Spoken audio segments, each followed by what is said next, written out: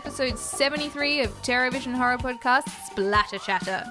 It's our fortnightly installation where we discuss some of our favourite films. I'm one of your hosts, Jennifer Strand, and joining me is our very own limb collector, Dan McGuinness. Hello. Hello. Dan, what have you been doing?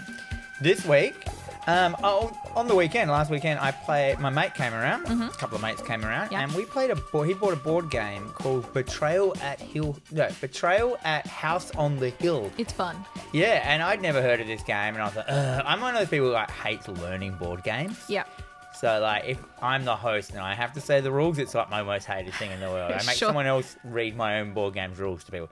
But they all had played it before, so they knew. And what it was is a very cool game. I hadn't played a game like this. So it's horror-based. That's why I wanted to talk about it on the podcast. Mm-hmm. So basically it's a tile game where you know the tile ones where you flip a tile and that becomes the board. Yeah.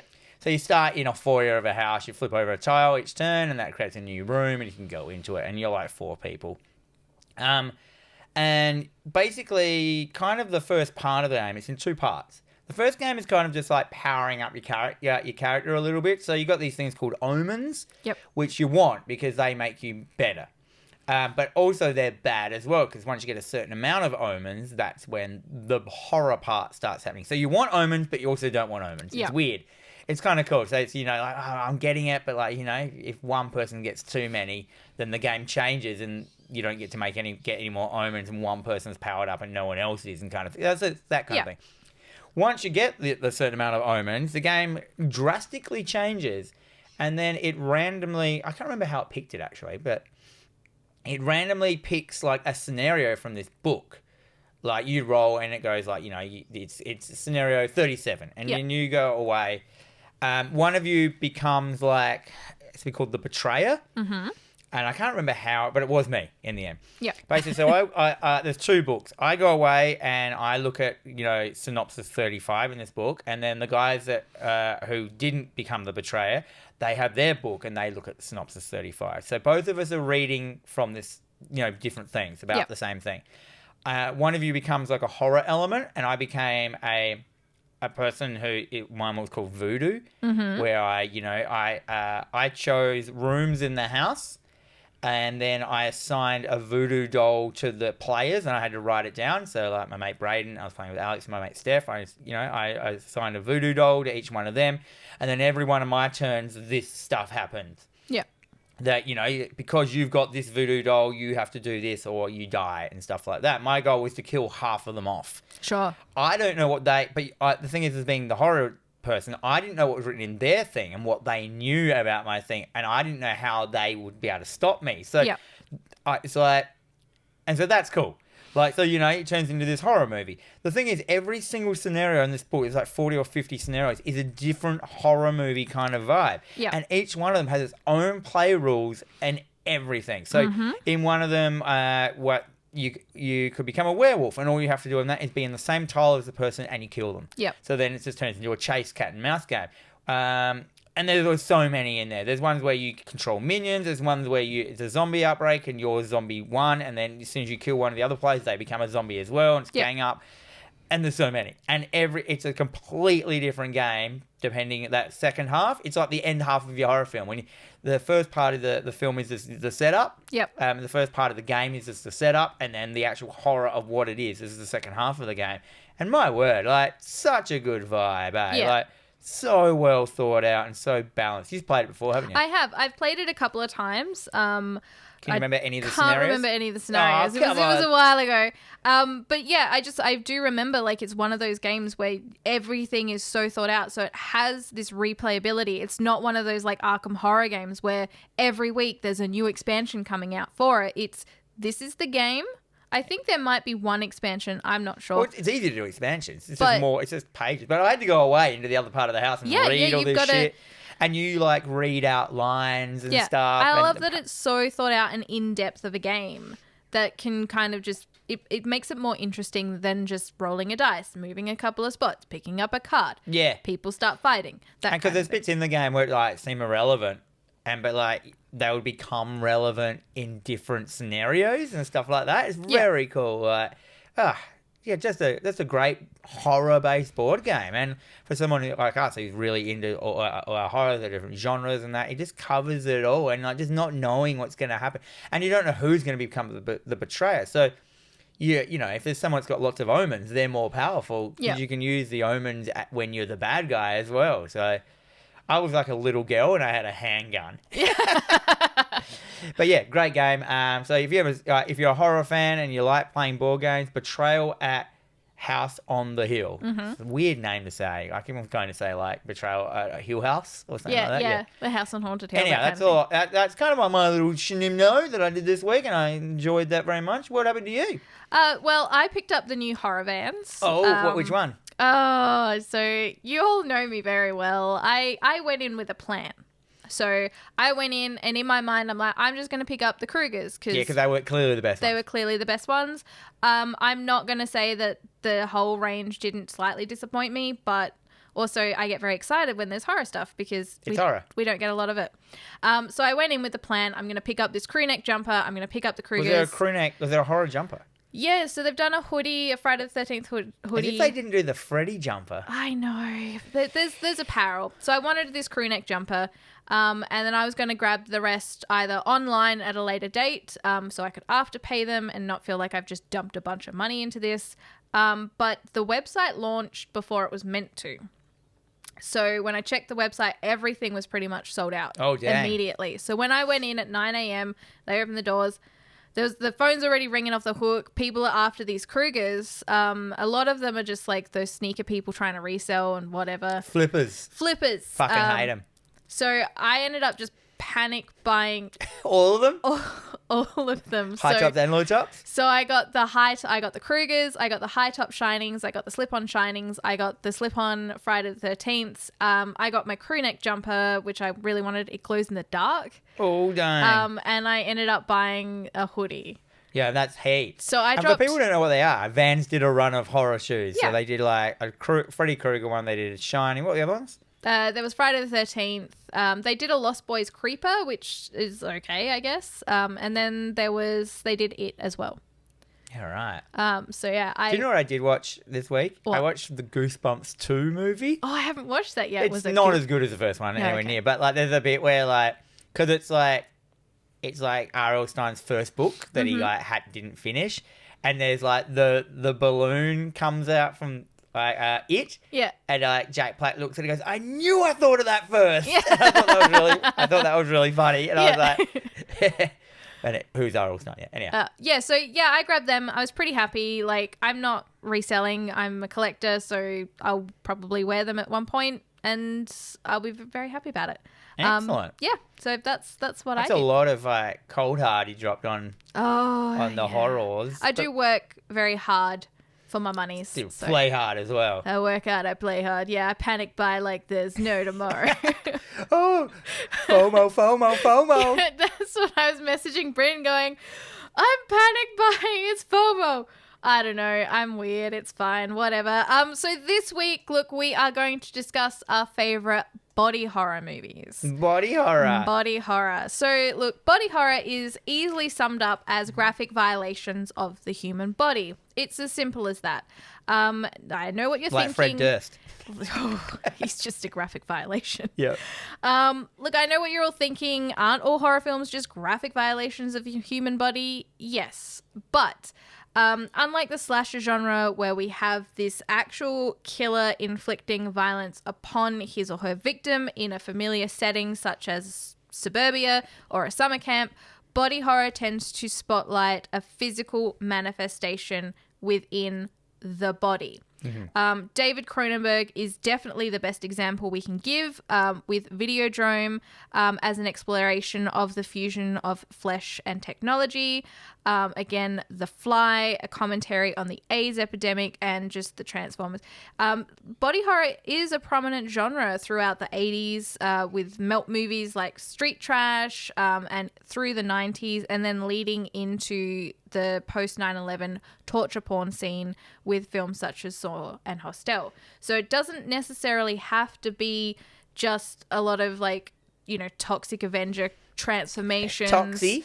Oh, Citizen Toxie or anything like that. It could be something as simple as like martyrs, the violation of the body, or it can be a physical manifestation through the body. Yeah, because I didn't know actually that's what it was. So I was like, when you say body horror to me, I'm just like, Cronenberg. You do. Full stop. You straight out think Cronenberg, you think Melt movies. So I thought of Videodrome and The Fly straight away. Yeah.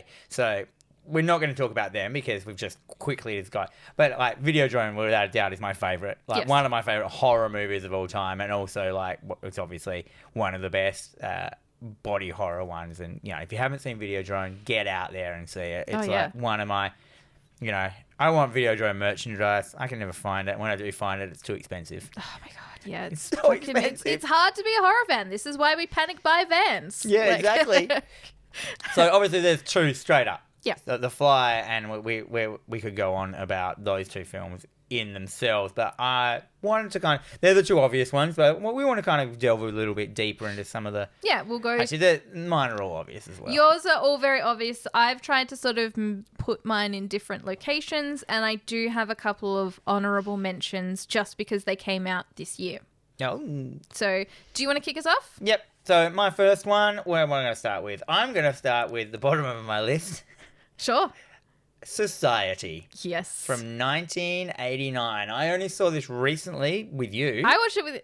And we say recently, this was a couple of years ago now that we watched it. Well, it stuck with everyone who watched it that night. No one could believe what they had witnessed. Yep. Is it a horror? Oh, it's definitely something. It's like it's a story of like high class society people. Yep. To distill it down to its, you know, its rawest form. It's basically there's a society of these like upper rich people. They engage in a ritual called the shunting. Is that what it was called? The shunting, yes. The shunting. Oh my god! Which basically is just a fucking orgy. Mm-hmm.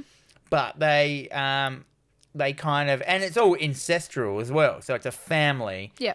So there's a lot of incest jokes and incest scenes in it between the mother, dad, and daughter. And the main character is the son, who's not really into it. No, he's not keen with being a yuppie. He wants to be... He wants to be just his own man. He doesn't like high society. No. But it ends it ends in this cacophony of this huge sexy scene at the end where all the society folk, so not just one family but a whole bunch it's like of the whole neighborhood. Yeah, the neighborhood merge into this one fucking blob of a human.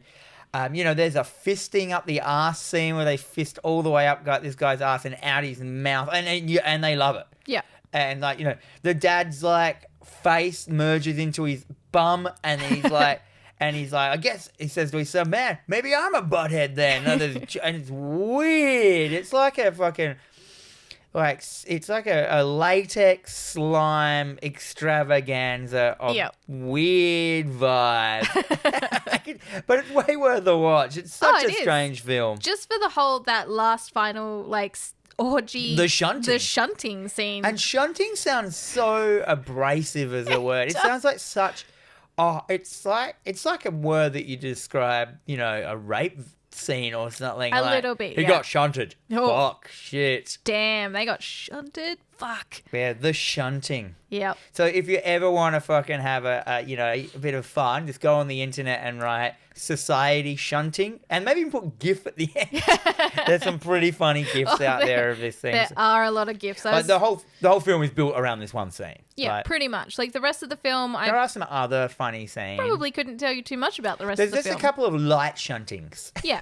Involving the daughter and stuff like that. But it's such good practical effects. Everything is practical. It's like, this is 89, so nothing is CG. This looks fantastic in its grotesque sort of slimy. But it's pretty much the epitome of body horror. Yeah, because it's like it's not a monster or anything. It's people arriving in ecstasy, merging with each other. Yeah, it's almost like if you're a young child and you walked in on your parents having sex, it's what you would see. Yeah. Like, you wouldn't understand what you're saying. Their bodies are merged. It doesn't make no sense. It's because, they just want to be it's like an amalgamation of this one big thing. Yeah, it's like a kind of... Everyone has their own head up their ass, quite literally, in this film. Oh, God, Society, 1989. Look it up. It's definitely, to me, when you said body horror, it's one of the things that sprung straight to the list. Straight on there. Right on there. Bam. My top of the list, Slither. Oh, basically the same. Straight up, like 2006. It is James Gunn, which is fantastic. So James Gunn is, Guardians of the Galaxy. What was that, the latest one?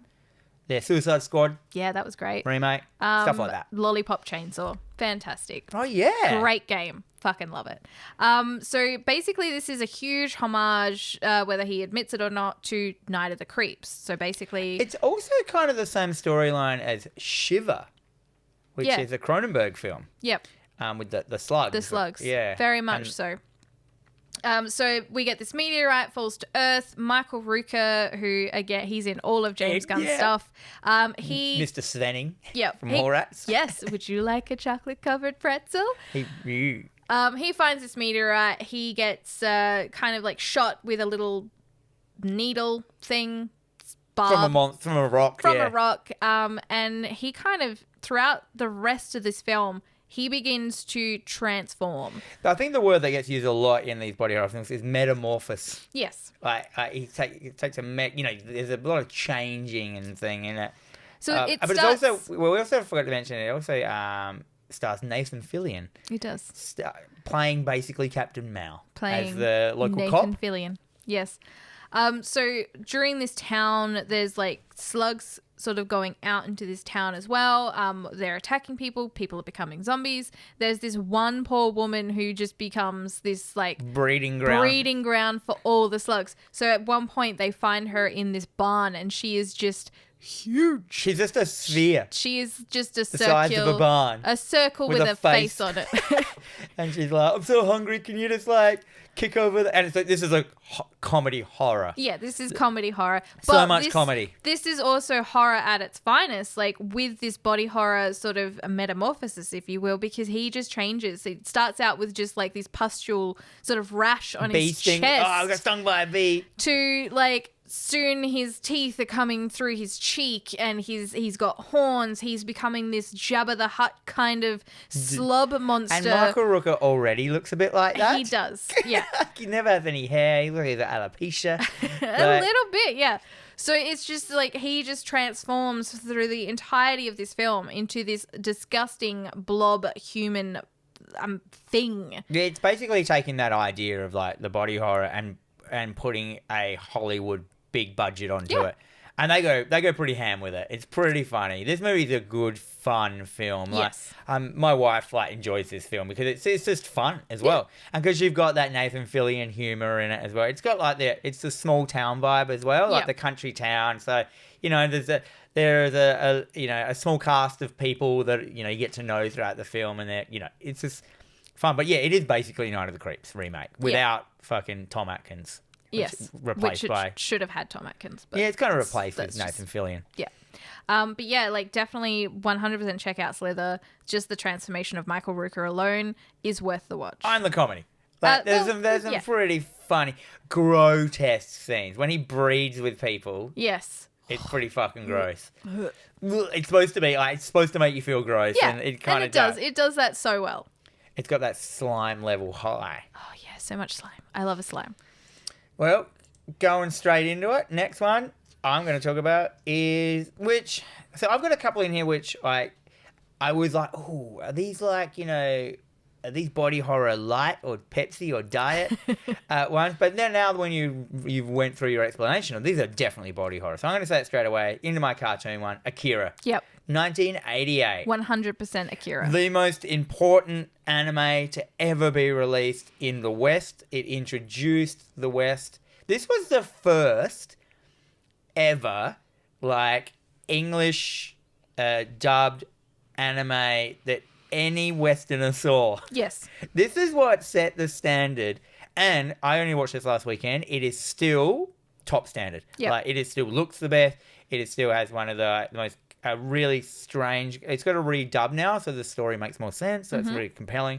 I showed it to a whole bunch of millennials who had not experienced this the first time around. They really appreciated its craft. They didn't quite get into its story, which is fair enough. But as someone who's read the comics, I feel Akira the movie becomes a lot better once you've read the comics because you figure most of the stuff is happening in the background. Yeah. So apart from it being one of the most important cartoons that's ever been created, it has a very high, big body horror element to it, especially the end. Yes. Oh my God.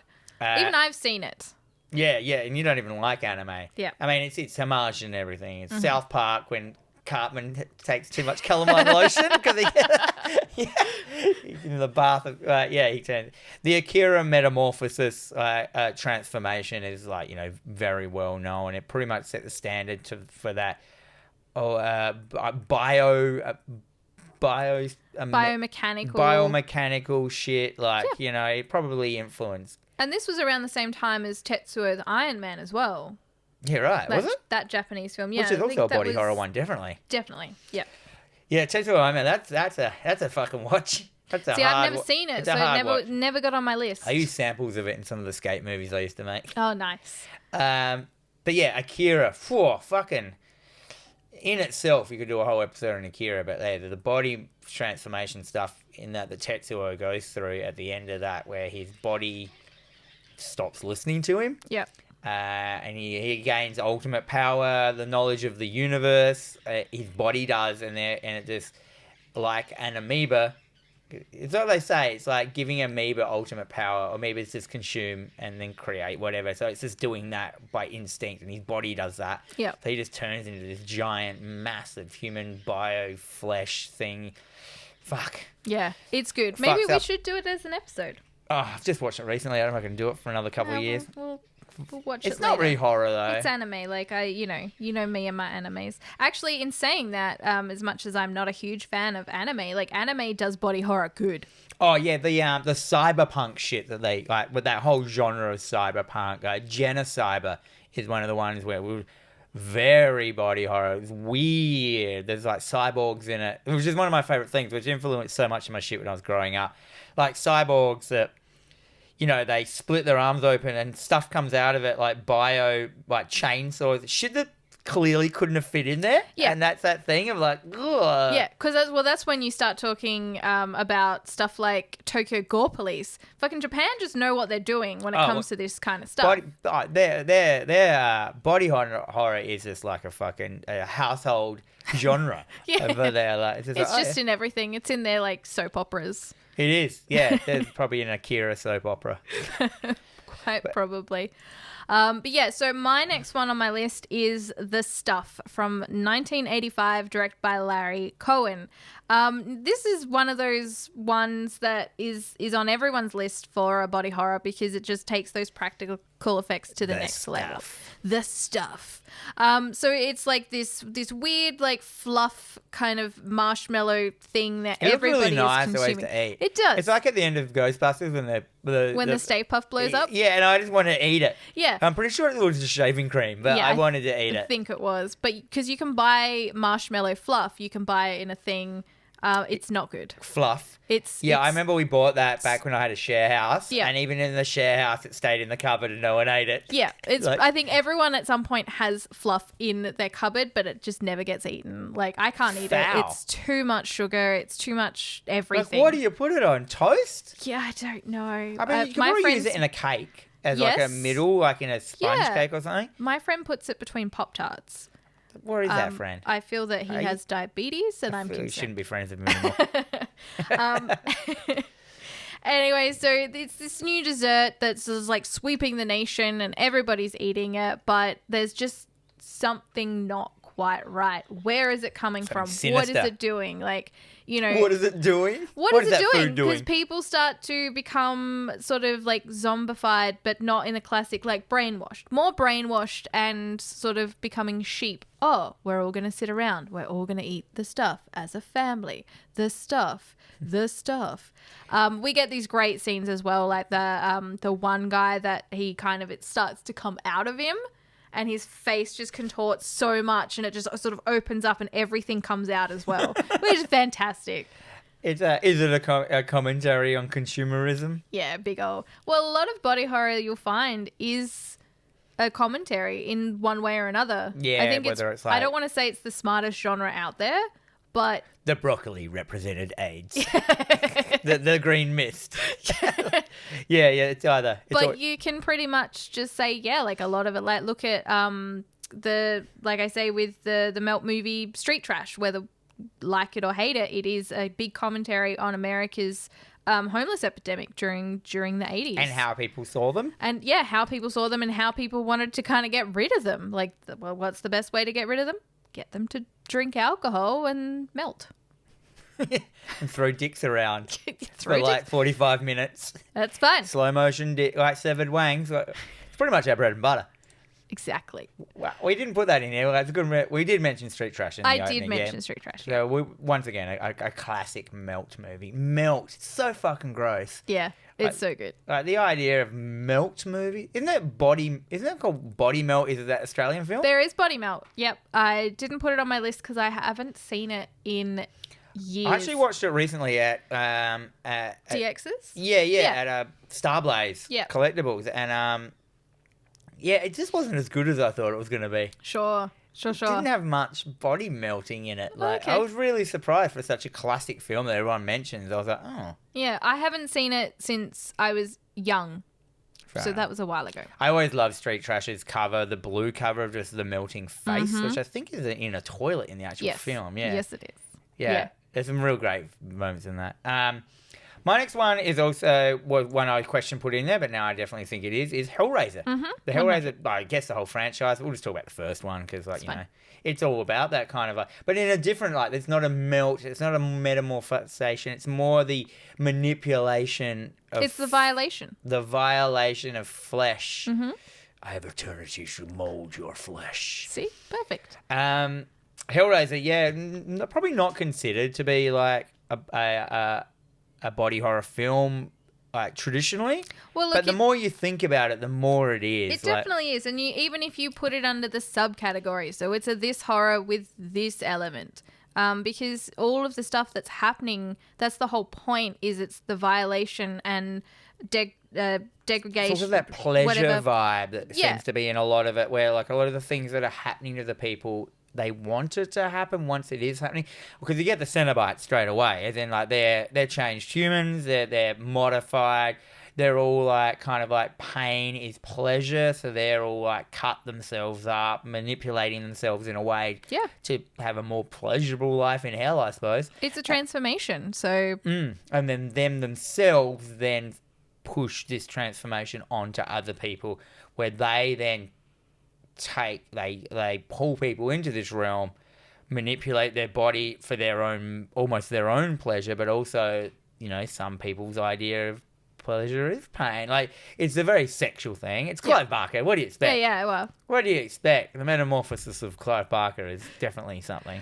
Yes, it is. Yeah. No, it's 100% agree with you on that one. Like, just a lot of, like, even the chains, the ripping, the everything. The bondage. Everything about it. Just screams. Like the exploration of your own body in a way that's very extreme is that kind, and that's not what the whole film's about. Mm-hmm. But it is a little bit, but that's kind of like the body horror element to it. And I love the Hellraiser films. I still think they're great. Like, not all of them, especially not Deader. Hellraiser Deader with Lance Hendrickson, the video game one. But you know what? I reckon if I rewatch that, I'll be like, well, you know what? It's heaps better than all the ones I've made recently. What is your... Speaking of Hellraiser, sure, they've announced more shit about the TV show. What is your thoughts about them changing up the look of the puzzle box? Have you seen that? I haven't seen the puzzle box. It's different. They've just changed it completely. And I'm like, I don't know about that. That puzzle box is fucking perfect. Yes. And I've it's not so seen iconic. It. Oh, yeah, there's a screenshot of on set of the girl, the lady who's in it, holding the puzzle box on set, like showing it to the camera. It's just a snappy shot. I tagged you in it. Did you? On the internet. You can look it up quickly now. I will. Let you and I think Jason Gillespie put it up if you want to find it on him. But anyhow, you can probably just find it in Google, like new Hellraiser shot. Anyhow, I digressing. That's what we do. I'm trying to think of some other things like within the Hellraiser genre. I mean, there's all. Yeah, I mean, it's mostly just the Cenobites, like Butterball chatter, like can't do yeah. it. Yeah, and how that they're images. Anyhow, I am going to keep going on while you find that. I'm going to rabble on. I'll tell you something. I found at my parents' house this week the entire run of the original comic issues of Cabal. Oh. No, what's it called? Nightbreed. Yeah, right. I've got them all bagged and boarded, and I was like, I forgot I ever had these. And I'm like, oh man, that's so good. And I've also got like the Clive Barker cover of Seduth up on the wall up there. I don't know if that's how you say it, but it's signed by him, like actual sign, not just a printed one. Anyhow, that's me stalling for time. While my computer loads so fucking slowly, it's directing me to tweeters. Yeah, right. You're not going to find it. Go on with your next film. It. Oh, you have found the box? The picture? Yeah. It's not anything special, is it? It looks worse. It looks boring. Yeah. Well, why change the box? Like, the box is the one thing that all the films have kept consistent throughout every studio, every person's reimagining. The whole point is that this box is continually everywhere through all warps of reality and everything.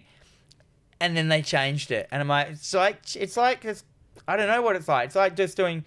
Oh, I suppose it's like doing Nightmare on Elm Street and changing Freddy completely and making him into a pedo. Yeah, don't do that.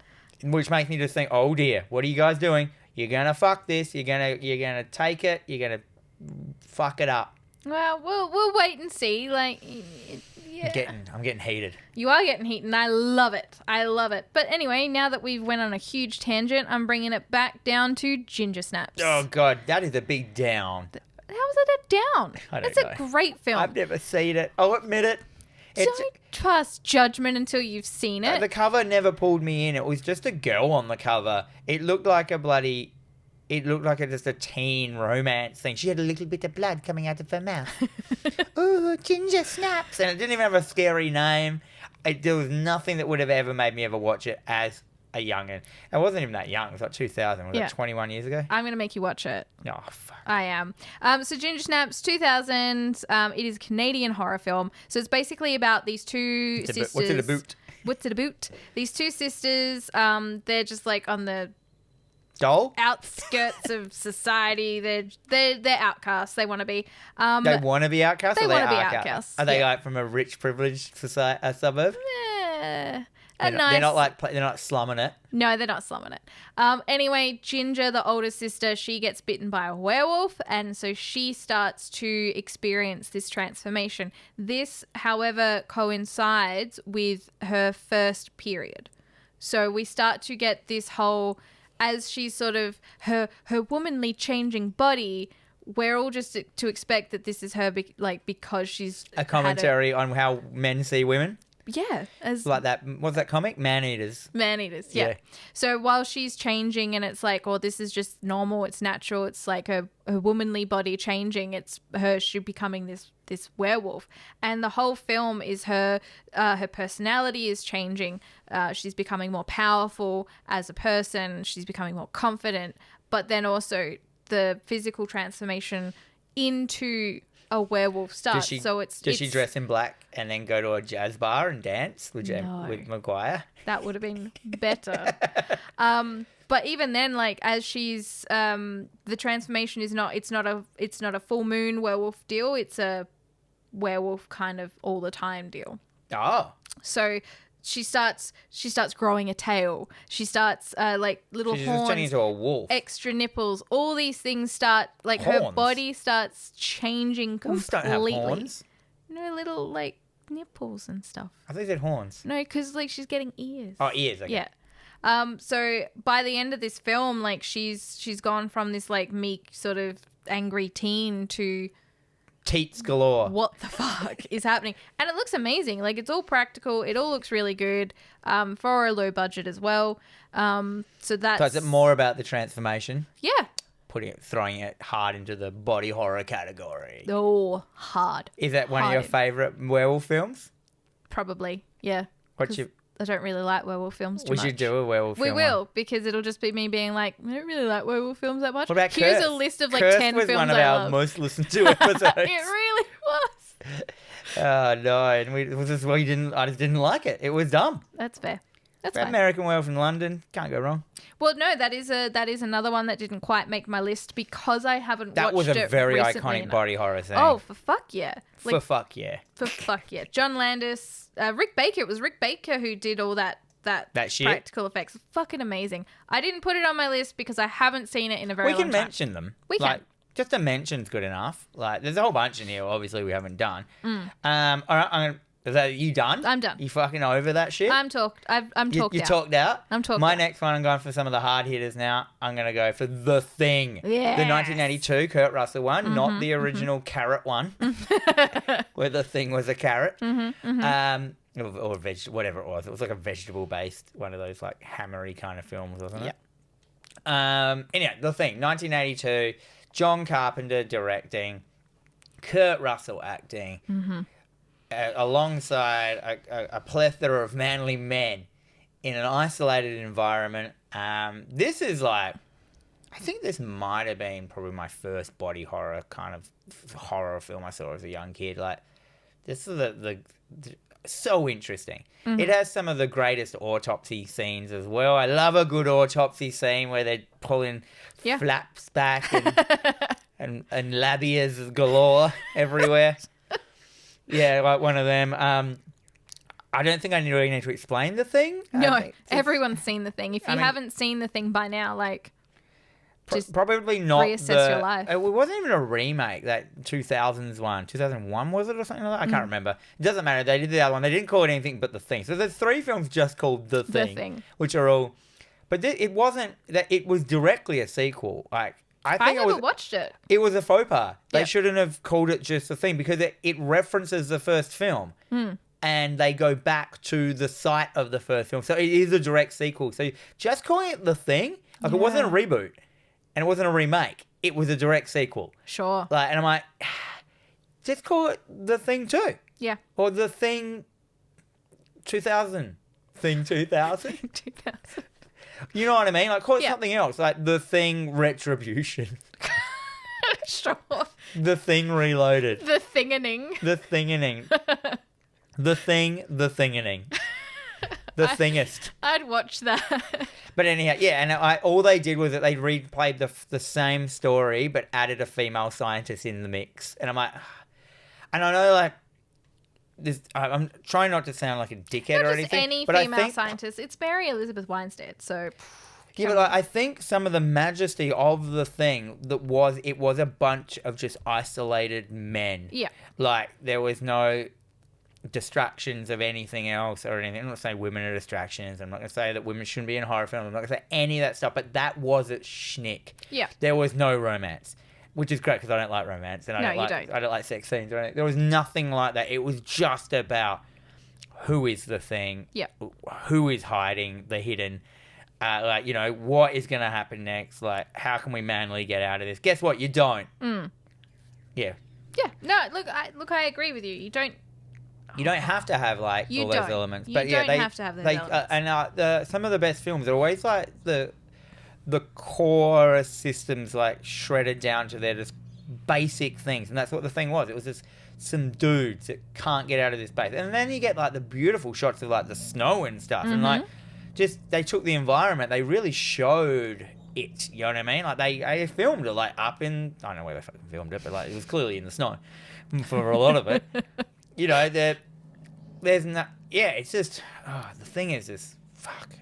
The practical effects. The way that done by a young dude. Oh my god, yeah. No, The Thing is definitely like. And the new one was all CG. Was it? And there is footage online of the 2000 thing, whatever it is, 2000 something thing, the Naughties thing.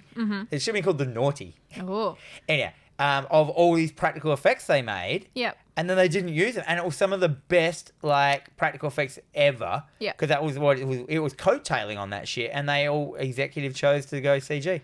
Because that was the way of the future.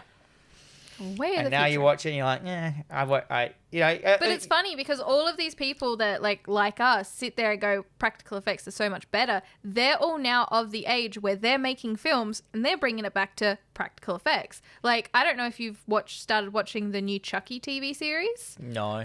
It's on... I just don't find TV series of horrors go very well. Look, it's not bad. It's entertaining so far. There's only been 2 episodes. But literally the end credits, there's like 15 puppeteers because it's all practical. Chucky is all practical. Well, it makes sense. Like, it's not some CG puppet mess. Or a person dressed up as a thing. They did do that. Did you have some little people? For one scene, which worked well because... Is it one of those ones that you just see him kind of running in the foreground or background or something like that? Like, not he's really literally walking through the neighborhood, but he's wearing a mask because it's Halloween. So he's got like a Hello Kitty mask on.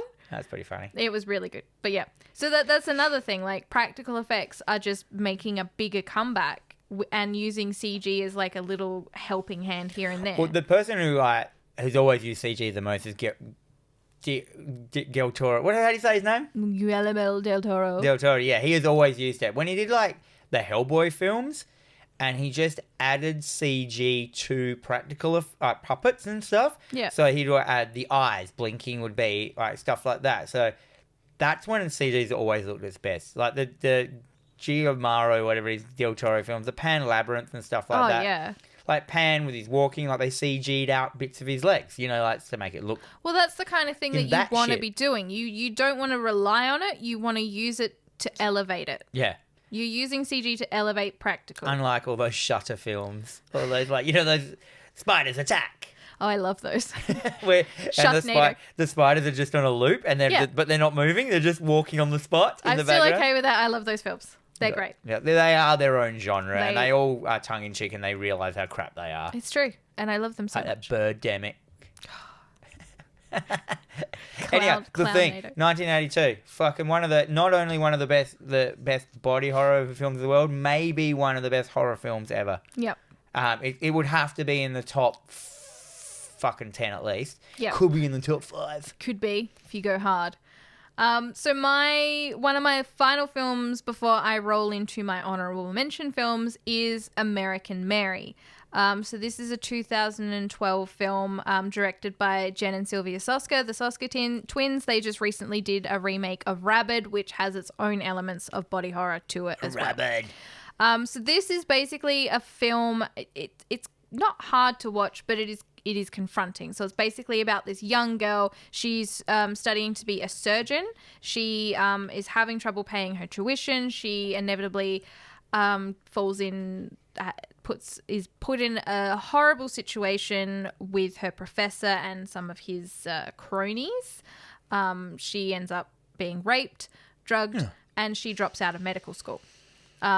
Needing money, she finds a job as a stripper, where becoming friends with like the owner, he discovers that she's studying to be a surgeon, and then she's pulled into this sort of like shady sort of, well, this guy's just been shot round back, I need you to take the bullet out. So she starts sort of moonlighting as a stripper / surgeon, and then in a way finds herself as this sort of underground surgeon in the body modification community. So people are coming to her for, tongue splits, arm amputations, all these different things. And as she's doing all this stuff and she's getting better and better, she decides that she is going to take some revenge on her professor.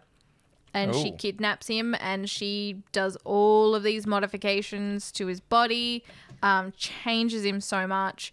It's fascinating, very well done. Very well done for the Soska sisters, I've got to say. Just watching how all of these different things, like with the body modification community, because it's not just about, getting your tongue pierced or getting a little dermal under the skin. It goes real far. Some people amputate body parts. Yeah, that's gross. It is pretty gross, but it is really cool as well. Like, this movie is definitely, it's not going to be for everyone. Like, there is a character in it, and she has basically had enough plastic surgery and changed herself enough that she looks like Betty Boop. That's horrible. And that looked really good. No one wants to look at that. The effects were really good. Like, again, all practical. She looked amazing. But that kind of thing. So it's definitely that kind of weird vibe to it. Yeah. And again, Catherine Isabel, who is in this film, played Ginger in Ginger Snaps. So.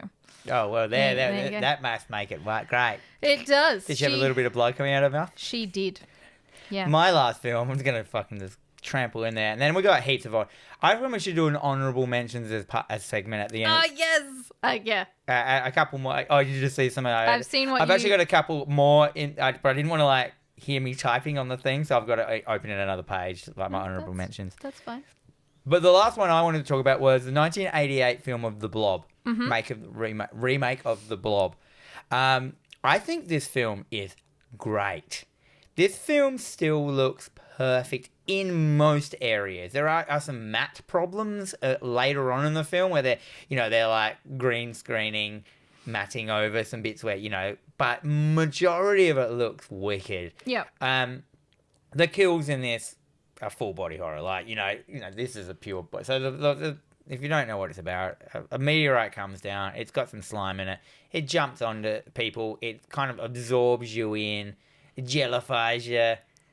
Eats you. Becomes it's like bigger. The gelatinous cube. Yeah. My gelatinous cube. And goes on. But the kills in this are just so intriguing. The one where the dude gets pulled down the sink. I have not seen it. Have you not seen this film? I have not seen this film. Because I wanted to do an episode, but this was before we'd moved into the spoiler cast. So you just recently had watched it. So I haven't seen this film yet. Oh, my dickholes. I know. I'm writing it into... I'm a horrible human being. That might be next week for us. Or next time, whatever it's called. But yeah, dude, you can't even imagine how good this film is. There are so many good kills in this film and so many... They've just sat down and how's a cool way. You know how films have their money ones, they're shot in the hidden that we did last week. The money shot was the bug coming out of the mouth.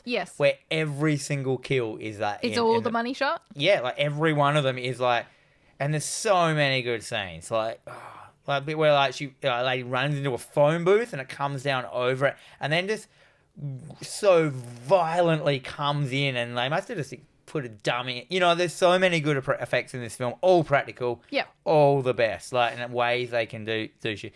As I said, there is a bit of matte stuff for the blob itself, but especially when it gets huge at the end, they clearly could have. So it's a little blob that they've made and then made it bigger, which is hilarious. That's fine. And the army in it's so good. The army comes in, walls off the town. Just a great, great film. One of the things, but. Some honourable mentions. All right, so straight out, I wanted to go into my first honourable mention is Malignant. So it was the James Wan film that was released this year. I really don't want to talk too much about it because I don't want to give away spoilers because it's technically not out at the cinemas yet. So this one looks at the style of body horror in a completely different way, but almost as in a possession. But not. It's really hard to explain. But this one does really go deep. This film is fantastic for compound fractures. There's just compound fractures fucking everywhere in this film. Yeah. The special effects, the practical effects, everything about this film is fantastic in that regard, and is definitely worth checking out. There's some other ones as well, just quick ones I'm just going to go through, just The Colour of Space, that new, Oh, the Nicolas Cage one? Yeah, have you seen that? I haven't watched that yet. And there's a shattering body horror scene at the end of that. Tusk. Yes. Hate it. Still have to mention it. Nobody fucking likes Tusk. No one likes Tusk. Kevin Smith. The Human Centipede franchise. Well, yeah, 100%. You got to mention that. You got to mention that. Cabin Fever. Yes. Back in the old, you hated that film. Possessor you've got on the list as well. Yeah, Possessor is definitely one of there's a whole bunch of newish kind of ones as well out there. Old. For me, I didn't enjoy the film as much as I should have. It's a Shamalama Ding Dong film, so whatever. But again, body horror because they're all on this beach. And there's this one scene with a woman who she's complaining about having a calcium deficiency and you're like, well, how is this going to affect her? And holy fucking shit. Does it affect her? Oh my God, it's the best scene in this film. Really? Fantastic. So, as I said, they're like the Reanimator. Yep. And that kind of counts, I assume. Yes, kind it of does. thing. Yeah, like, so there's lots of them. Yeah. There's lots of them out there. More than you've probably seen lots of body horror that you didn't even know was a body horror. Yeah, that you wouldn't consider it. So yeah, there's like, let us know what your favorite body horror films are, because obviously, you know, I love that everyone in the zombie episode, they were given our list of zombie films. I apologize that I did not put Zombievers on my list. That a fucking film that I love so much. Zombievers. Oh, Zombievers, yeah. I haven't seen it, but I know of it. I love it. I love it so much. Zombievers. Yeah. So thank you, everyone, for letting us know what your favourite zombie films are. You can continue to let us know what your favourite body horror films are. So, look, that's going to do it. But before we sign off, I'd just like to shout out to the people that are interacting with us and helping us grow over on our social medias. People like Adam Gillespie, Dave Watson, Nick Chetcuti, Leah Pulatama, Chris Franks, Patrick Roberts, Michael Fiskin, and Tsunami Hija. Thank you very much for all of your interactions. Your contributions. Yes, your contributions. Now, you have been listening to TerrorVision Horror Podcast, The Splatter Chatter with Dan and Jennifer. We are available on all major podcasting services and also on the YouTube. But no matter where you choose to consume us, please make sure to hit the like button, subscribe, leave a comment or a review, and you never know, you might get shouted out in the future episodes. Yeah, boy. Or some shit. You can interact with us on Facebook and on the Instagram at TerrorVision Pod. Yep. And stuff like that. We also have an email. I just skipped a whole bunch of variety. That is fine. We also have an email, terrorvisionpod@gmail.com. As I said, we don't make any money from this thing. We just do this for fun because we just want to do things. Yeah. And doing things is fucking cool. If I'm not being creative, I'm going to shoot myself. If I'm not being creative, I'm being nothing. I don't exist. And yes. Thank you, guys. So until next week, remember, be kind. Rewind.